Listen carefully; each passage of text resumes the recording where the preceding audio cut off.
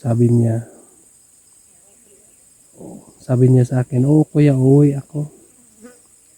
Pero tatapusin ko muna itong closing, sabi niya.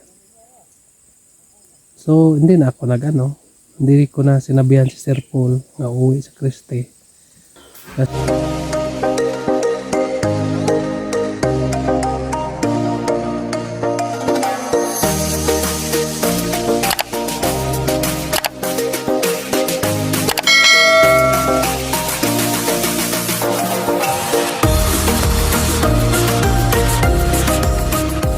Hello mga kababayan, magandang hapon sa inyong lahat. Kumusta na kayo dyan? So nandito ako ngayon sa aking bukirin mga kababayan. Sandig-sandig muna tayo ng puno ng durian. May durian ako dito mga kababayan. Ito. 2 taon na itong tanim ko mga kababayan. Itong avocado ay mga 3 taon na yung avocado. So naparito ako mga kababayan kasi magsidling ako ng buto ng mga avocado para maitanim mga kababayan. Magsidling ako sa mga buto ng avocado.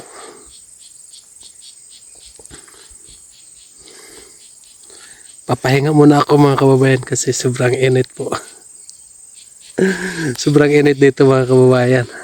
Yung mga kasama ko ay nandoon sa taas. Pakita ko sila mamaya sa inyo mga kababayan. Nagtatanim ng kalabasa. Palit muna natin yung ating mga produkto ngayon. Kalabasa muna tayo. Kalabasa muna ang aking itatanim mga kababayan. Kasi yung mais ay sobrang hirap. Ayos lang yung mais kapag malapit sa kalsada. Mahirap din itong kalabasa pero hindi lang tarbahoso. Madali lang. Hindi tulad ng mais nga sobra katarbahoso mga kababayan. Dito yung dala ko. Ito yung mga silupin na lagyan ko ng mga buto mga kababayan. May lupa na kasi dati ay nagsidling ako dito ng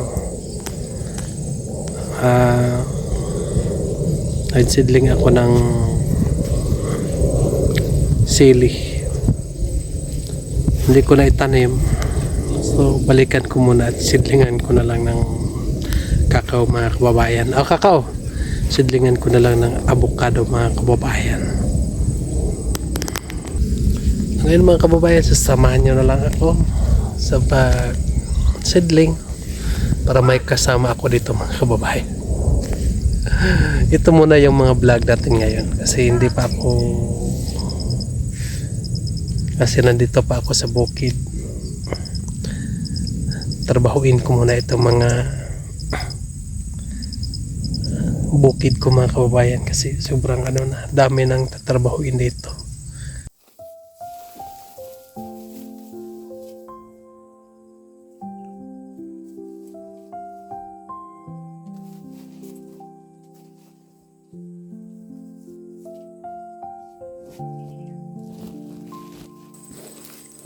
Ito yung buto ng avocado mga kababayan.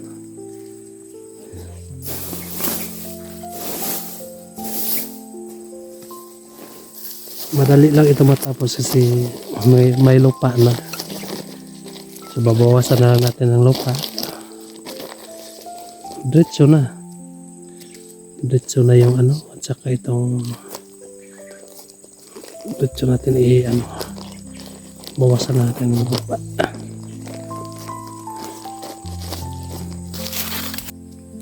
So kahapon pala mga kababayan, kahapon ay in-invite ako ng aking mga kababayan doon sa Marilog. In-invite ako kasi kinakasal yung anak niya. So nandoon ako kahapon mga kababayan ng Marilog. Hindi ako nakapunta sa bukid kasi may kasal nga pinuntahan ko. Pero ayos naman mga kabayan kasi pag uwi ko ay busog na busog ako. Tamang tama pag abot sa bahay nagugutom naman. Malapit lang naman din. 2 oras lang yung biyahe. Gikan diri papunta doon sa kanila. Ito muna ang aking libangan ngayon mga kabayan habang hindi pa busy.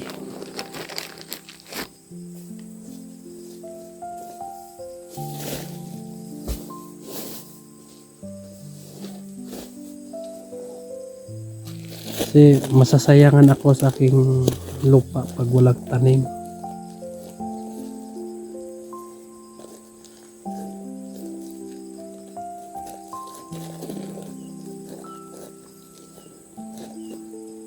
Mabuti na lang tumanda tayo na meron tayong tanim.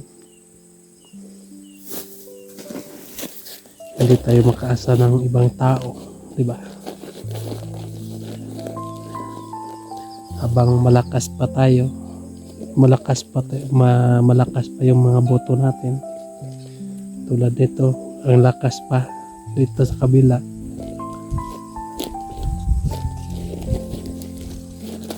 Tanim muna tayo. Para kung sakaling lalambot na yung mga boto natin, lalambot ng mga boto ko. So meron na akong maantay habang hindi pa pumanaw dito sa mundo. Maraming salamat mga kababayan sa inyong lahat nga laging nagasubaybay ng aking YouTube channel. Malaki yung papasalamat ko sa inyo mga kababayan dahil nandyan pa rin kayo palagi.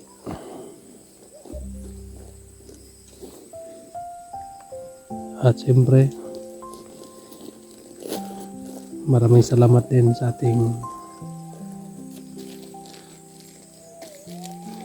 maraming salamat din kay Sir Paul mga kababayan.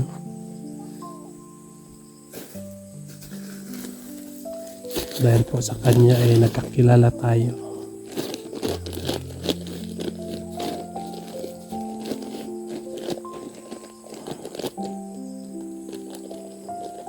Yan ang masabi ko mga kababayan nga siya yung ginamit ng Panginoon para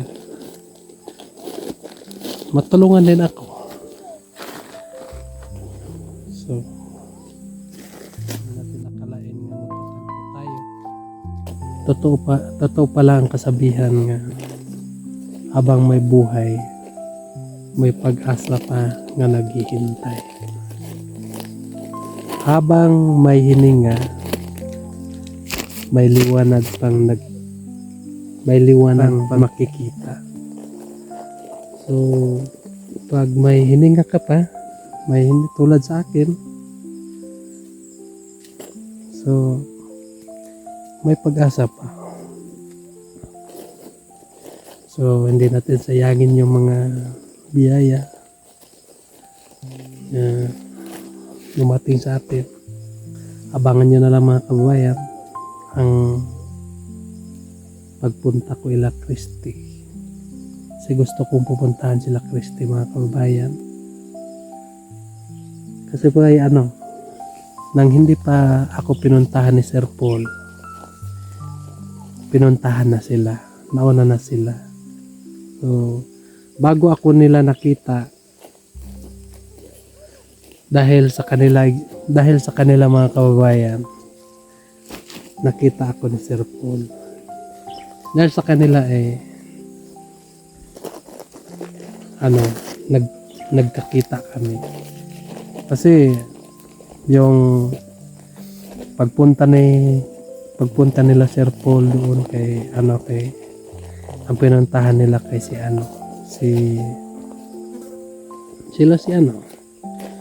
yung bulag. So pag abot nila doon, so nakikita nila ako doon mga kababayan. Dahil sa kanila mga kababayan ay natulungan din ako ni Sir Paul. Kaya ay bala kong pupuntahan dahil magkalapit lang kami. At kumustahin. Pero nakita ko naman mga kababayan na nag-eskwela pa rin si Christy doon sa amin, sa Malambuon. Nag-eskwela pa rin siya doon sa Malambuon mga kababayan. Mas mabuti ng mabuti yung ituloy niya kanyang pag-eskwela. Kasi kapag hindi na siya mag-aral, so madali na siyang magkaasawa. Siguro bukas ay pupuntahan ko si Christy mga kababayan. Nung hindi pa siya umuwi,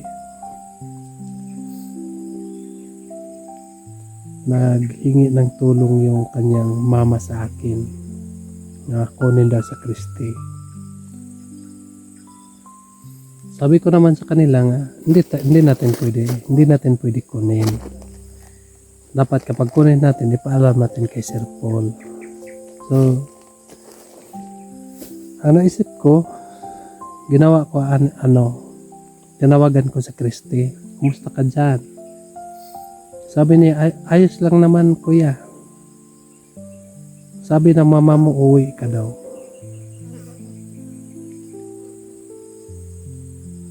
Sabi niya sa akin, oo kuya, uwi ako. Pero tatapusin ko muna itong closing, sabi niya. So, hindi na ako hindi ko na sinabihan si Sir Paul na uwi sa Christy. Kasi sabi niya nga tatapusin ang closing bago uwi siya dito sa amin. So, nabalitaan ko nga ilang araw, kinuha na pala ng mama niya. Doon at medyo may kainis yung mama niya sa akin kasi hindi ko siya tinulungan na kinuha sa Christine. Kaya ay parang nagalit yung mama niya sa akin. Pero hindi niya alam nga nagkausap kami sa anak niya. Kinumusta ko siya. Kapag magsabi sana siya sa akin nga hindi ko na kaya dito, kunin nyo na ako, tatawagan ko agad si Sir Paul para makuha at kung anong ipayo din niya. Hindi naman siya nagsasabi. So wala akong nagawa doon. Kaya yung nanay niya parang may kakainis sa akin, nagagalit siya sa akin. Pero ayos lang naman. Gusto ko lang naman ipaliwanag kung bakit hindi ko siya tinulungan.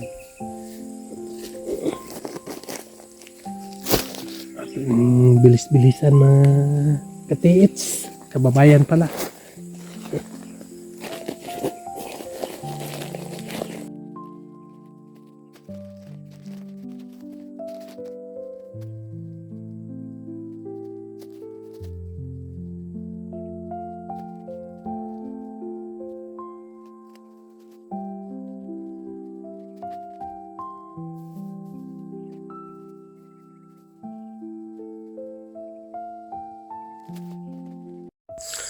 So natapos ko na pagsidling yung mga buto ng avocado mga kababayan. Ito yung ginagawa ko ngayon. So, pupunta naman ako doon sa taas. Doon sa nagtatanim ng kalabasa mga kababayan. Tulungan ko muna sila para matapos at makauli na kami.